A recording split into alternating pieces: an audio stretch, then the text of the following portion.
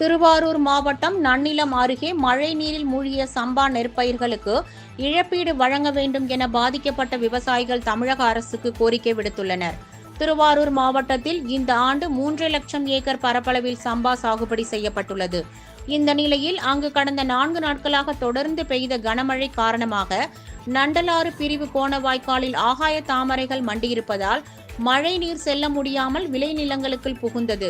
இதனால் நன்னிலம் வட்டத்திற்கு உட்பட்ட பண்ணைநல்லூர், அன்னதானபுரம், சிறுபுலியூர், பாவட்டக்குடி, காளியாக்குடி, நெடுங்குளம், திருக்கோட்டாரம், தென்குடி, மான்கண்டமூலை உள்ளிட்ட பல்வேறு கிராமங்களிலும் சம்பா நெற்பயிர்கள் மழை நீரில் மூழ்கின. இதனால் பாதிக்கப்பட்ட விவசாயிகள் நெற்பயிர்களை மாவட்ட நிர்வாகம் பார்வையிட்டு உரிய இழப்பீடு வழங்க வேண்டும் என தமிழக அரசுக்கு கோரிக்கை விடுத்துள்ளனர்.